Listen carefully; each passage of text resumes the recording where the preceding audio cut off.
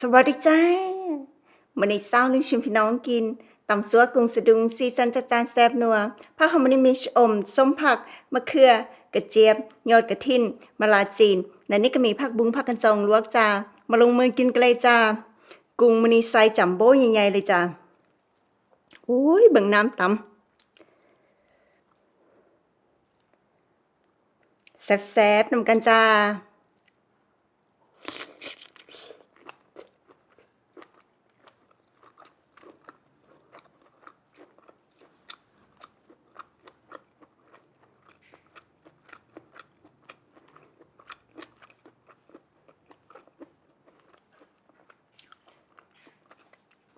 เนื้อแบบหวานเด้งดีคัก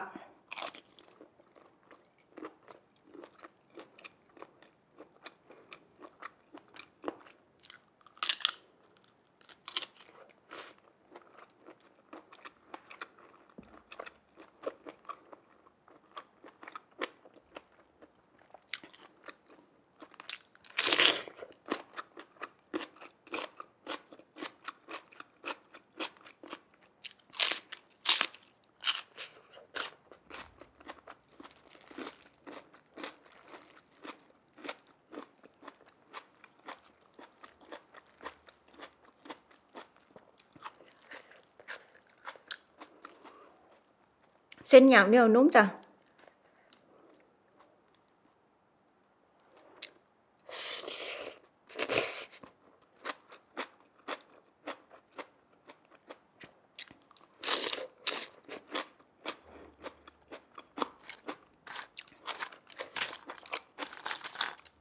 เกือบลืมแคบหมูมันบ่มีห้องหวางวางไว้ข้างล่าง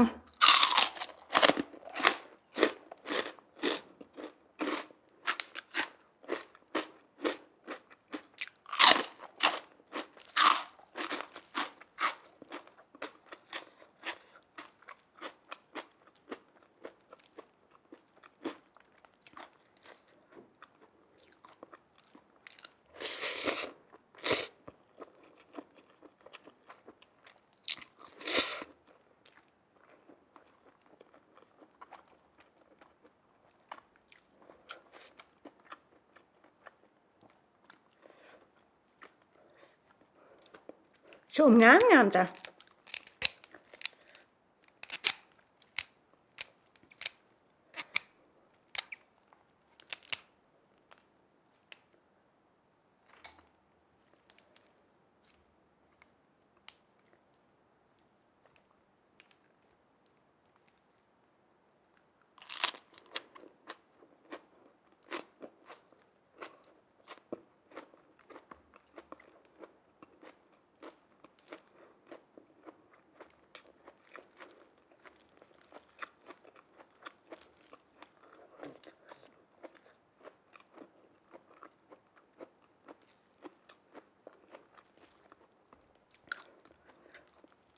พี่น้องไปเล่นสงกรานต์ด้วยกันเนาะจ้ะมื้อนี้ไปเที่ยวด้วยกันเช้าเลยบ่ได้ไปได้จ้ะอยู่บ้าน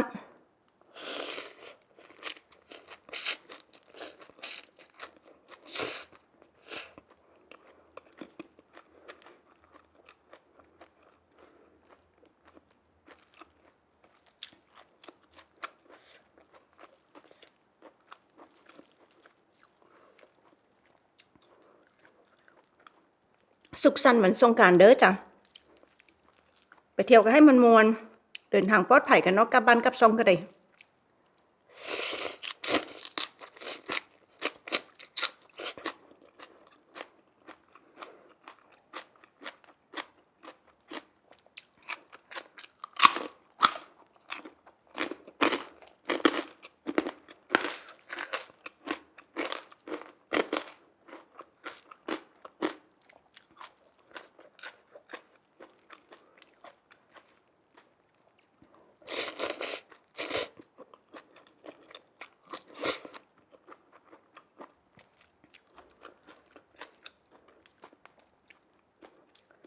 ไผเล่นสงกรานต์เมาแดดมาเบิ่งเช้าเลยกินส้มตำก็ให้สวงวะเนาะ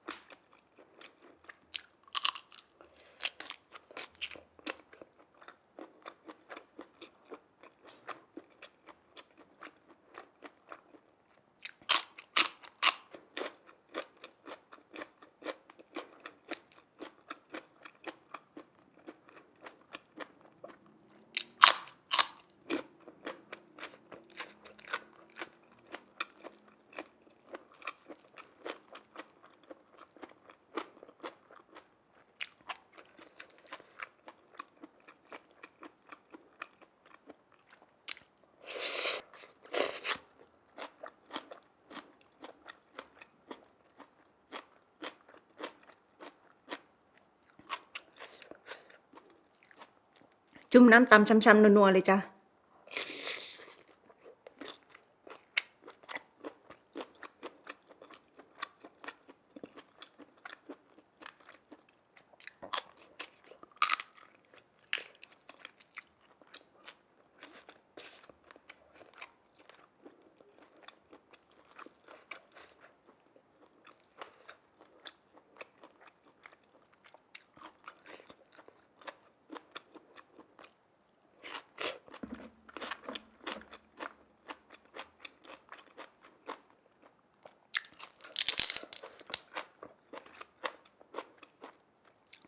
ยอดกระถิน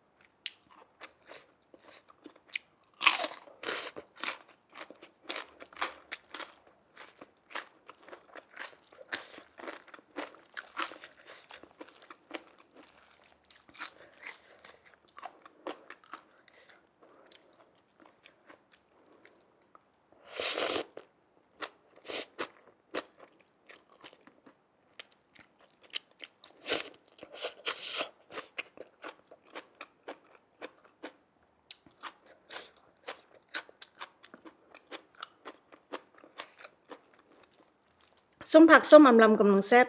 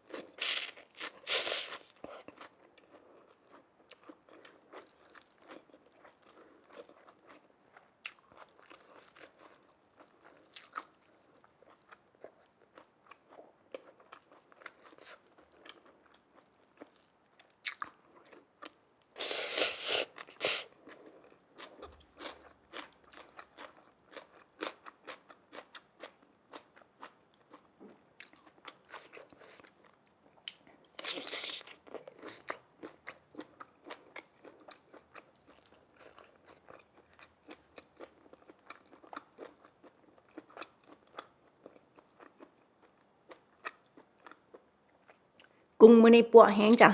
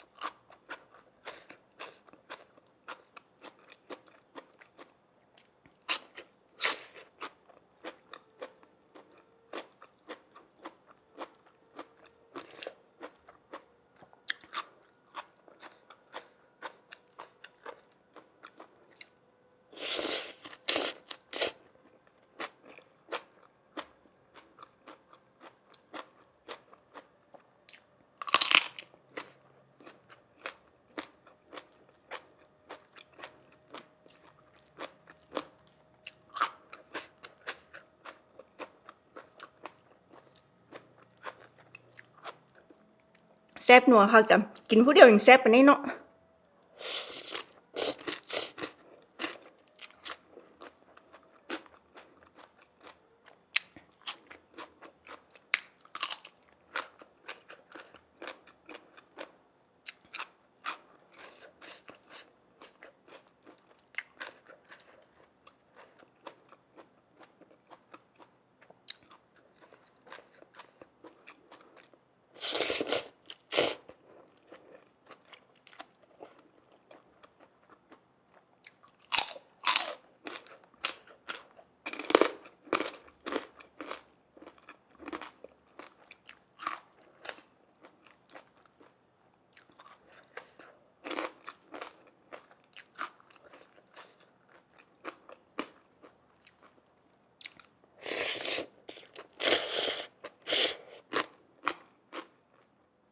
ขอบคุณกันที่ตามรับชมไว้พบกันใหม่คลิปหน้าจ้าสวัสดีจ้า